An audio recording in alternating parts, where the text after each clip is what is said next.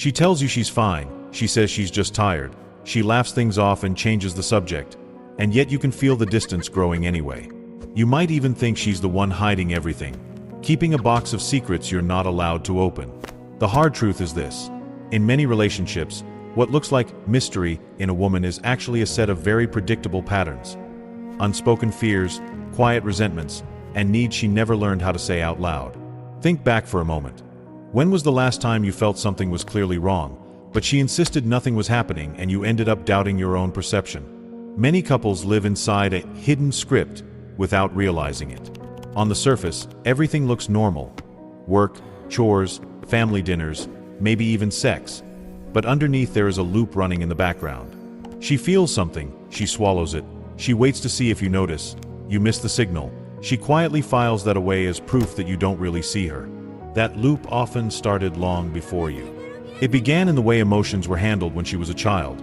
Maybe conflict meant shouting and slammed doors, so now she avoids direct confrontation and uses hints instead. Maybe love only felt safe when she was the good girl, so she learned to hide anger, jealousy, or disappointment. What looks like sudden drama today is often just an old defense system trying to protect her from shame and rejection. There is also the mismatch between emotional languages. He may be operating in a world of problems and solutions, where you say what's wrong and then fix it. She may be operating in a world of signals and atmosphere, where what matters is whether you feel her before you try to fix her. When those two languages collide, a simple conversation about dishes or a text left unseen becomes a battlefield for much deeper questions. Do I matter to you? Can I trust you with my ugly feelings? Will you still want me if I stop being easy to love? The secrets you feel from her side often live exactly in that gap, between what she needs, what she's afraid to admit, and what she doesn't believe you will understand. From her side, the story often starts much earlier than the moment you notice her pulling away. It begins in small, ordinary situations where she feels a sting and tells herself, "It's not a big deal, just let it go." You come home tired, scroll on your phone during dinner, answer her with half an ear while checking an email. She notices, feels a little pinch in her chest, and makes a quiet note in that invisible file. At first, she genuinely tries to be understanding. She tells herself you're stressed, that work is heavy, that this is just a phase. But somewhere inside, another voice whispers, "If you really mattered, wouldn't he try a bit harder?" That voice is one of her secrets. The constant, silent measuring of how chosen and how safe she feels with you. In many relationships, she is not hiding romantic affairs. She is hiding emotional intensity. She hides how jealous she gets of your attention to other things, because she doesn't want to sound clingy. She hides how angry she felt when you brushed off something vulnerable she shared, because she doesn't want to start a conflict she's afraid will go nowhere. She hides how scared she is that you might wake up one day and realize you could do better. Instead of saying these things directly, she might change her tone, become colder, or become busy in return. On the outside, it can look like random mood changes. On the inside, it is a storm of "what if I'm not enough?" and "what if I am too much?" There is also the quiet pressure she carries to be the emotional adult in the relationship. In a lot of couples, she is the one remembering birthdays, noticing when someone is off, keeping track of tiny details no one else sees.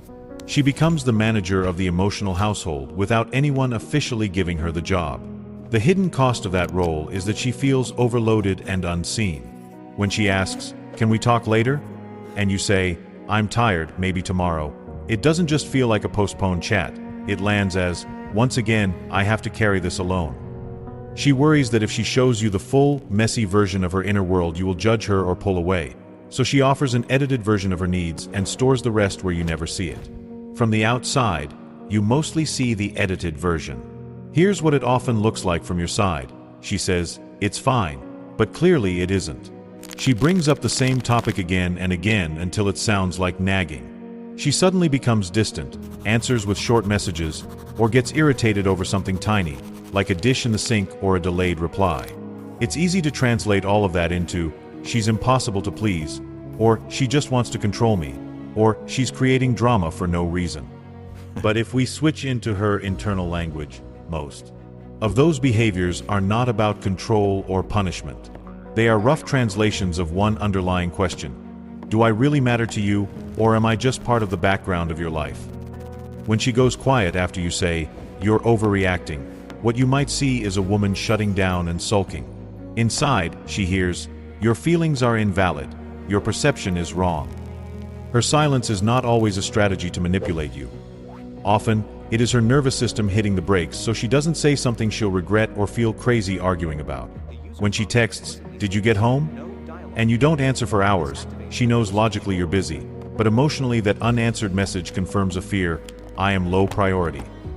When she later brings up something from weeks or months ago, it may sound like she is keeping score, but for her it's proof that the pattern she feels is real, that she isn't imagining things.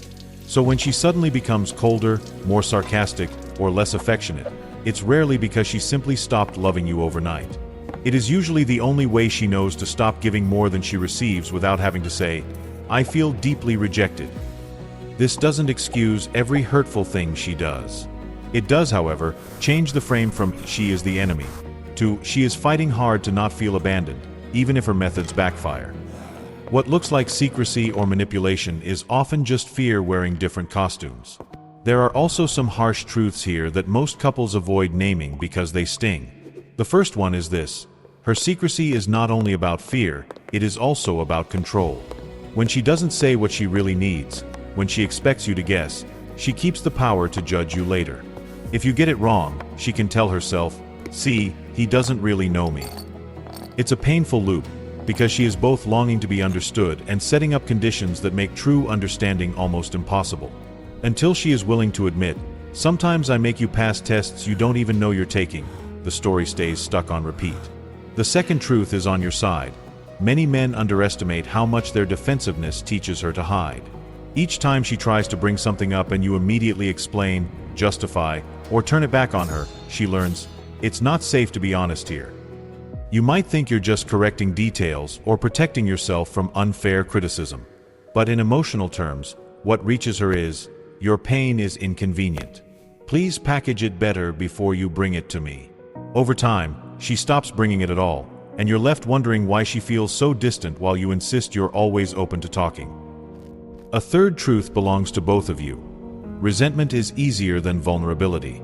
It is simpler for her to roll her eyes, retreat into sarcasm, or complain to her friends than to sit in front of you and admit, "I feel unwanted and I don't know how to say this without attacking you." It is simpler for you to call her dramatic or ungrateful than to say, "I genuinely don't know how to make you feel loved, and I'm afraid I'll fail if I try." Many couples choose the hard comfort of resentment over the raw discomfort of truth, and then wonder why intimacy quietly dies. Some of her secrets are also about contradiction, wanting honesty but punishing it, asking for partnership while still clinging to the belief that, "If you really loved me, you'd just know." So what does change actually look like when you're both tired, busy, and already carrying a lot? It doesn't start with a grand conversation that solves everything in one night. It starts with small, repeated shifts in how you both show up. One of the most powerful is to create a tiny, predictable space where nothing has to be hidden. 10 minutes a day, no phones, no TV, just one question each. What's one thing you appreciated today? And what's one thing that felt heavy today? She practices answering without testing you, saying clearly what hurt or what she needs instead of waiting for you to guess. You practice listening without jumping in to fix or defend, even if part of you is itching to explain.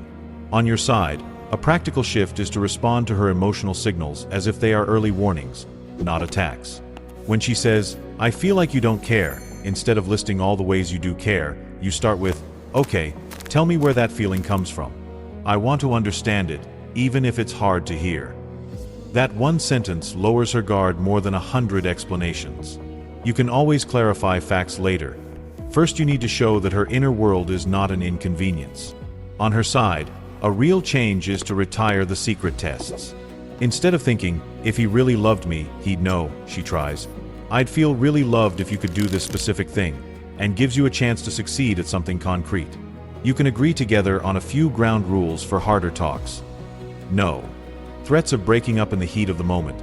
No digging up old wounds just to win. A pause if either of you feels too flooded. These are not romantic gestures.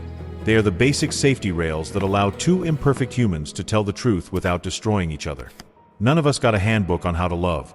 Most of us are hurt kids in adult bodies, using clumsy tools like silence, jokes, and tests to say, "I'm scared." Real change rarely looks glamorous from the inside. It is two people slowly learning to name what they feel before it turns into distance, to apologize without adding a list of excuses, to listen without secretly preparing a counterattack. It is also the courage to admit when a relationship has crossed into clear abuse or constant contempt, and to choose safety instead of staying just to prove you can endure. If you recognize yourself in this story, whether in her hidden tests or in your own defensiveness, let it be an invitation, not a sentence. You are not broken for struggling with this. You are human, but you do have choices. You can decide to stop guessing, to start asking better questions, and to treat each other's feelings as information, not as weapons. If this resonated with you, share it with someone who might need to hear it today, and consider subscribing for more honest conversations that help men and women understand each other a little better each week.